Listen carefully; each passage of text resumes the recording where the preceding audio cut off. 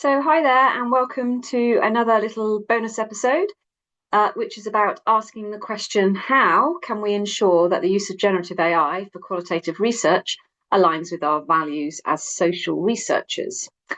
And so on Thursday, the 21st of August, I was invited to give the plenary talk to open a debate about generative AI for qualitative research at the Summer School in Social Science Methods at the University of Italian-speaking Switzerland in Lugano. All week I've been teaching my course on integrating AI into the qualitative workflow, and I've been enjoying the discussions with my students who were engaged, thoughtful, and prepared to critically engage with when AI is not appropriate, as well as when, why, and how it might be. We'd spent a lot of time talking about technological capabilities, their methodological implications, and lots of ethical questions, as is always the case when I teach these topics. But this talk that I'm discussing today was aimed to promote broader, more fundamental discussions about what it means to do social research and to be a social researcher. So here you can hear my talk along with some of the slides I used. And this talk was followed by reflections and counter arguments by Giovanni Calavisa and Bernard Kittel, and also questions from the audience, which comprised about 85 in-person attendees and 30 who were online. The session was chaired by Bernadetto Lepori, who was one of the summer school's organisers. So I'm Christina Silver. I work at the University of Surrey in the Sociology department, where I run a project called the CACDAS Networking Project, which stands for Computer Assisted Qualitative Data Analysis. So for the last almost 30 years now, I've been thinking about how we can use technology, computer software, to help us do qualitative analysis. And so, of course, the generative AI capabilities that have emerged in the last few years are another of those digital technologies which is having a profound impact on how some qualitative researchers are going about their craft, and also how qualitative researchers are discussing and debating what qualitative research is and how we should be going about it. So that's a little bit of the context from where I'm coming from.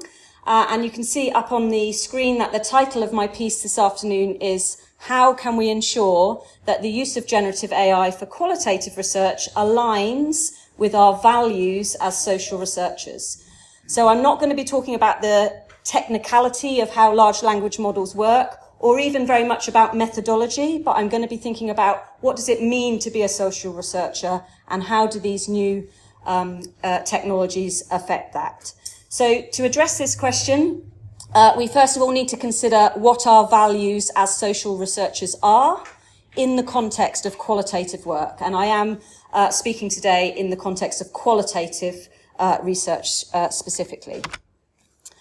But first of all, therefore, what is social research? There are many definitions, but this one that comes from the UK-based Social Research Association, which actually is a registered charity since 1978, has aimed to provide excellence in social research, and they work as an organisation with universities, academic scholars, government and research agencies, charities and consultancies to further excellence in social research. So they say that social research helps us to understand public opinion, attitudes and behaviours. It uses tried and tested methods that give reliable findings, and it provides evidence that government, public bodies, charities and other organisations need to develop policies and make decisions. So I want to first of all unpack this a little bit in terms of values. So first of all, here highlighted in yellow, an aspect of the social in social research relates to understanding. And those of you who are qualitative researchers will know that in the context of qualitative work, what Max Weber, using the German term Verstehen, emphasized is in analysing meaning in social action.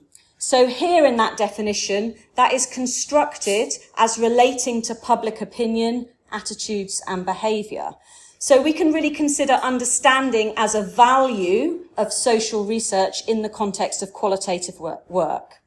And social research, of course, includes a lot more than qualitative work, encapsulating many methodologies, but understanding as a value of social research fundamentally aligns, in my belief, with what qualitative researchers do and how we think about in investigating the social work, with its focus on meaning, interpretation and context.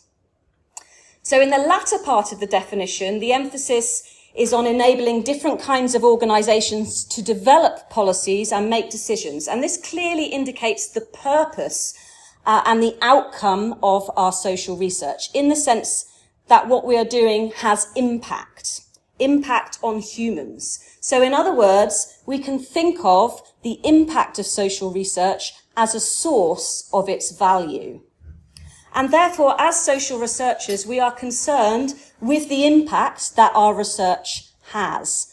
What does the impact that the research that we do have? The so what of our work, if you like. So we're not doing research because we've got nothing better to do on a Thursday afternoon. We're doing research for a whole bunch of reasons, I'm sure, but one of them is to have an impact on the social world.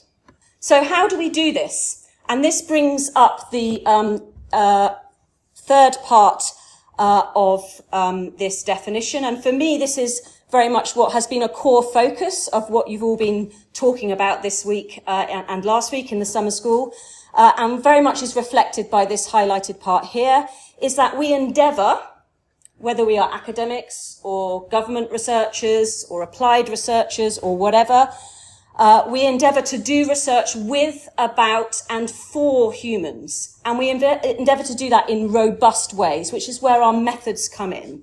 Okay, but for me, it's ethics and methodology that are therefore the cornerstone of what it means to be a social researcher and what is involved in doing social research. So what I want to do with that kind of definition and thinking about what social research is to revisit the question I started with, which was, how can we ensure that the use of generative AI for qualitative research aligns with our values as social researchers? The how at the beginning of this question implies that there is, in fact, an ability to ensure that the use of generative AI for qualitative research aligns with our values as social researchers. Now, I'm no linguist. There are linguists in the room who are much better placed than me to explain the functioning of the how as an adverb in this sentence. But for me, as a qualitative methodologist and as a social researcher, rather than a linguist, the how suggests that it is actually possible to ensure that the use of generative AI aligns with our values as social researchers. You can confirm or refute this later on over that glass of wine that we've been promised. But today, I want us to pause and I want us to question this. Is that actually something that is possible? And so I want to consider a different question that arises when we remove the how, so that we ask instead, can we ensure the use of generative AI for qualitative research aligns with our values as social researchers? And I believe this is a fundamental starting point for a discussion about the infiltration of generative AI into qualitative spaces that we are witnessing at the moment.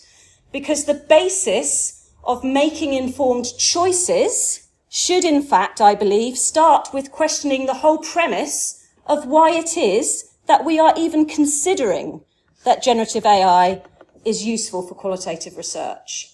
And so today I want to discuss that in the context of what it means to be a social researcher and to do social research. You might find this quite a bizarre statement, considering that I've spent the last 4 days facilitating a course on harnessing generative AI for qualitative research.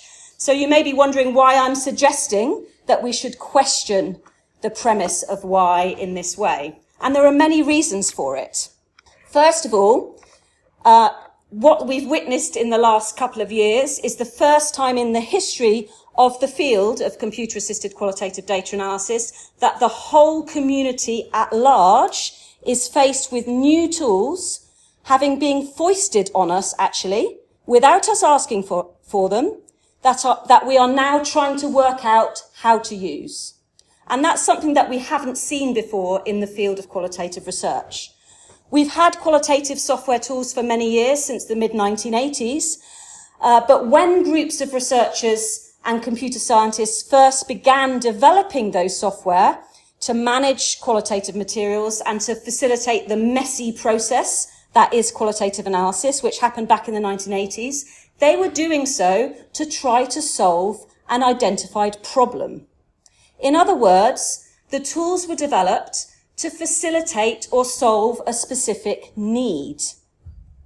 Initially, those needs were largely practical, data management needs. Later, more analytic needs came onto the table that were being addressed through the development of tools. And until recently, that has been the case throughout the development of the field of software for qualitative analysis. As each new product entered the field, the developers expressed the gap that they were trying to fill with their new tools, and they identified an unmet need that they were addressing. And what we're seeing since November 2022, when ChatGPT was released, is something quite different from that. Okay, suddenly a new technological capability was thrust upon us as qualitative researchers and developers alike began scrabbling around, trying to work out how we were going to make use of this and should we and what we were doing. And that's where a lot of the debate is happening at the moment. How are we using these tools? And so that's a major departure from how the relationship between methods and tools have been enacted in our field previous to that time. And I think it's really important to reflect on that. I am, however, also very pragmatic about the fact that this is the situation that we find ourselves in. Okay, and I do believe that technology can inform methods. However, I'm not convinced that this direction of action is necessarily the best way to develop tools or to foster methodological innovation. And I want to discuss that with you this afternoon. Tools are very, very powerful. I love tools. I've made my career around tools.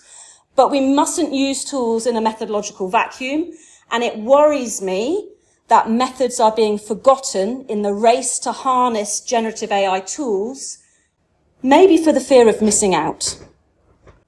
Methods are key. Methods are fundamental. We all know that, otherwise we wouldn't be at a summer school for methods, okay? Methods are fundamental to how we engage with our qualitative data, how we scaffold our analytic practice, how we communicate and illustrate the rigor in our process, which is what ensures that our findings are reliable and meaningful. And in the class this week with my colleagues, we've spent a lot of time reflecting on the methodological implications of using generative AI for different phases of the qualitative research workflow. And I'm sure they, as well as myself, will be happy to talk to you about that later. But what I want to primarily focus on now is our values as social researchers, and whether the use of generative AI actually aligns with those values in the context of qualitative research. So for the purposes of this piece, I'm going to focus from now on values in terms of impacts, suggesting that inherently in this context, the social in social research is the aim to do social good. And if this is an aspect that drives us, can we really justify the use of generative AI when we know about and take account of the impacts of our use of those technologies? Does it sit comfortably with us as social researchers aiming to do social good when we uncover and reflect on the social bad that the development of large language models and the impact of their use is doing to the world? So I just want to consider 4 aspects of this for today. First of all, the behavior of the big tech companies who scrape the internet, grabbing everyone's data without their permission, and also without providing any recompense to those who generated the material in the first place. The artists, the musicians, the authors, the scholars. Does it fit with our values as social researchers to use models we know were developed in that way? That's a question we should all ponder.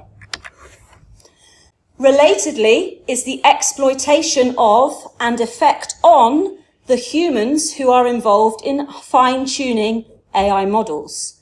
When we know about their employment conditions and the nature of the content that they have to sift through in order to build models for us, does that sit well with us as social researchers?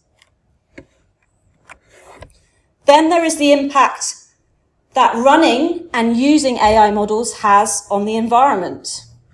Escalating energy demands and water use that are required to run the massive data centers, thus compromising communities, farming, biodiversity. What effect this new demand has on efforts to mitigate the global climate and biodiversity crisis, and the unequal distribution of those environmental consequences around the world.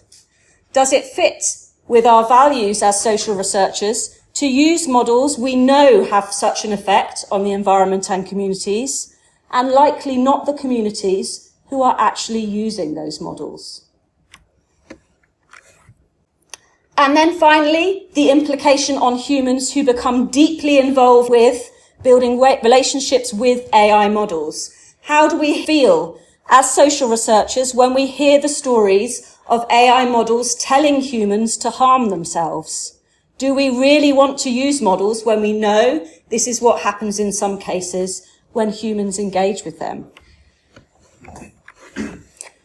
The exertion of dominance by powerful tech companies and countries through technological control via, for example, data and resource extraction, labour exploitation and so on, is what is referred to as techno-colonialism.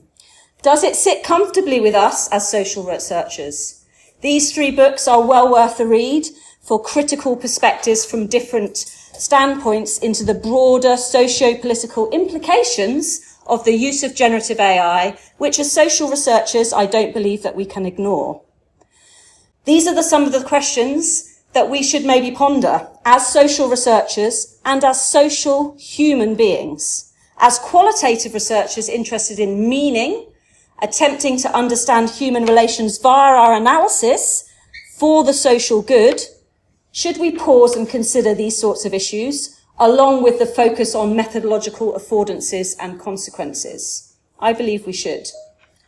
Authors, including those who've written the big books illustrated here, provide what I think are some really important discussions that are often neglected in the methodological context of the use of generative AI. And as a result of some of the issues I've highlighted today, many qualitative researchers flat out refuse to use generative AI at all. They are what Virginia Brown, famous for her work with Victoria Clark on elucidating and popularising reflexive thematic analysis, call conscientious objectors. If you're interested in those topics, I highly recommend that you spend 45 minutes watching the recording of Professor Brown talk about her thoughts on generative AI, which she gave recently in the last few weeks. Also, check out this episode of my podcast with Janet Salmons, another eminent qualitative methodologist who's written extensively on qualitative methods and doing research online, who takes a very strong objection to the use of generative AI by scholars on the basis of the ethical issues that I've highlighted, most notably the issue of stolen data and what it means to be a scholar with integrity. So I ask you, are we being hypocritical in even contemplating the use of generative AI for qualitative research, let alone using it? This is a question that I'd like us to discuss this evening and to hear your thoughts about it.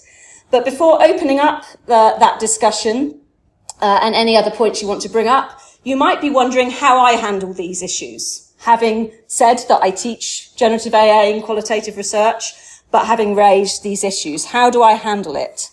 So the first thing to say is that I'm a pragmatist. Before I began to learn about the issues that I've raised today, my initial reaction from a methodological perspective was a mix of skepticism, concern, and also intrigue. Skepticism about whether the tools could actually do what it was being claimed that they could do. And we've spent a lot of time in my class thinking about that this week. Concern about what these technologies would mean for the methodological field of qualitative research. Would it mean that we're not needed anymore because they can do the tools? Also, intrigue about how researchers would react to the capabilities and how developers would harness and adopt them. But it was very clear to me very early on that I not only needed to get to grips with what was happening and how it might impact the field, but that it was my responsibility to do so. So in my position running the CACDAS networking project, what we do is all about raising awareness and building capacity in the use of tools for qualitative analysis. So I couldn't put my head in the sand about this, regardless of what my personal opinions might be. So in that sense, I'm very pragmatic about that. But the emergence of generative AI does change the qualitative research space, whether researchers, methodologists, or teachers like it or not. And that is the reality that we are in. We must critically engage with the role and implications of the tools that we use. We must be open to and engage with others' opinions and perspectives. And there are very strong opinions and perspectives on both sides of the argument. And therefore, debates like this one are really welcome. They're really important part of that discussion. There are strong feelings, and as well as the conscientious objectors I mentioned earlier, there are a whole host of very enthusiastic adopters. Some of you may fit in that group. And I have no doubt that there's a range of views here today and throughout the field. As a community, with the common aim of doing good through our social research, despite the diversity in our methods and perspectives, we really must come together to debate the issues in open, collegiate and meaningful ways. And it worries me that in the qualitative field we're seeing an increasing polarization as arguments are occurring from the very strong positions on either side. We should definitely call out the charlatans. There's lots of misinformation out there. There's lots of, oh, you can do qualitative analysis just by clicking a button and it all happens. And we should call that out. But we shouldn't demonize people who are using tools. We should engage with discussions about them. Because the kind of dogmatism that I'm observing, I don't think is very helpful. So if you want to know more about my specific thoughts, there's a blog post that I published a few weeks ago before the summer break, which goes into detail about my personal opinions about what's happening, some of which I've shared with you today, but that piece looks at a much broader range of issues than the social values piece that I've brought up today. And if you're a qualitative researcher or a mixed methods researcher or anyone who's interested in these issues, on our website there's a whole host of resources that we are collating to help the community debate these issues and raise awareness for what's going on. Thank you.